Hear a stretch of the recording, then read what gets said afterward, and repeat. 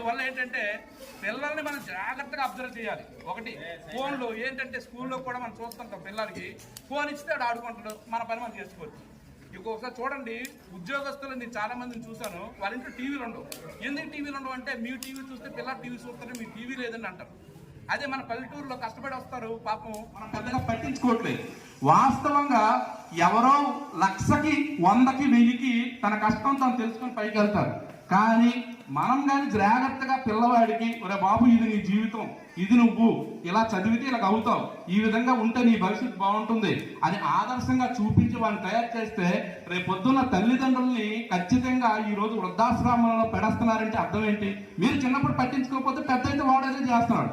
So చిన్నప్పటి నుంచి మంచి కేరింగ్ తీసుకుంటే వాళ్ళే రేపొద్దున్న మనం వృద్ధులు అయ్యేటప్పుడు వాళ్ళు బాగా చూసుకుంటారు. సో అందువలన పిల్లవాడికి ఏ క్రమశిక్షణ కావాలి? గురువుల పైన క్రమశిక్షణ. సమాజంలో పెద్దలంటే గౌరవం లేదు పిల్లలకి.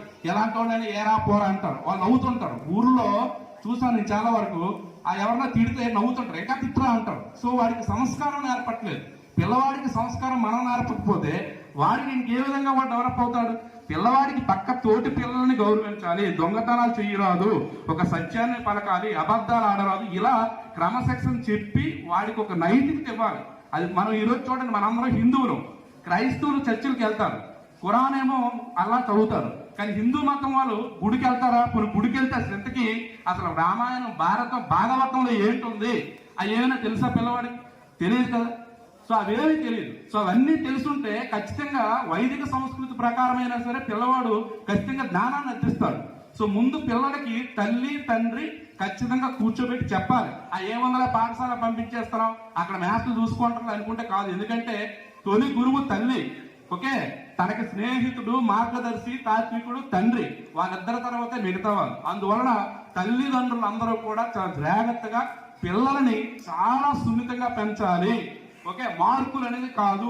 ప్రభుత్వ పాఠశాలలో చదివిన వాళ్ళకి ఉద్యోగాలు వస్తాయి అది మాత్రం చెప్పగలను. ఎందుకంటే ప్రైవేట్ పాఠశాలలో ఏసీలో కూర్చోబెట్టవచ్చు, కానీ బట్టి పట్టించి రాసి రాసి రంపం చేస్తారు. ఇక్కడ అలా కాదు, నేచర్, అలవాటు అన్ని నేర్పిస్తారు. సో ప్రభుత్వ పాఠశాలని బలోపేతం చేయండి. ఇంకా వీలైతే ఒకటి మాత్రం చెప్పగలను, మానిటరింగ్ ఉండాలి. స్కూల్కి రావాలి, మీటింగ్ పెట్టడం రావాలి, మా పిల్లాడు ఎందుకు చదవలేదు మీరు అడగాలి. అడగకపోతే ఎవరు పట్టించుకోరు.